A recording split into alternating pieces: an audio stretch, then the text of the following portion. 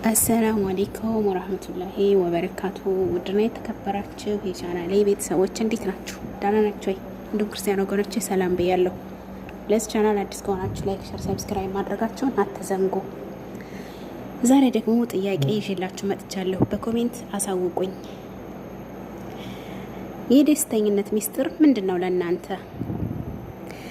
በኔ እይታ ደስተኛ የመሆን ትልቁ ሚስጥር ገና የሚመጣውን ማሰብ ብቻ አይደለም፣ ወደ ህይወታችን የመጣውንም ማሰብ ነው። ወደ ህይወታችን ከመጣው ምርጥ ስጦታ አንዱ የዛሬው ቀን ነው ብዬ ነው የማስበው እኔ። እናንተ ምን ይመስላችኋል? ውድ ቤተሰቦቼ የዛሬዋን ቀን ከዚህ በፊት ቀድሞ ያየ አለ? የለም።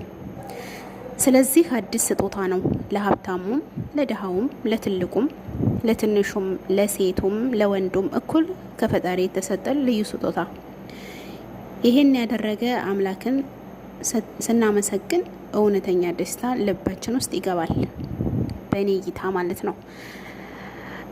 የሰው ልጅ እኔ አልጨነቅም አይደለም፣ እኔ አላስብም አይደለም፣ ግን ደግሞ በቃ ዛሬን ያየ የለም፣ ዛሬን ያወቅ አልነበረም። ስለዚህ ዛሬን የሰጠን አላህ Subhanahu Wa Ta'ala እያመሰገንን ደስተኛ መሆን እንችላለን።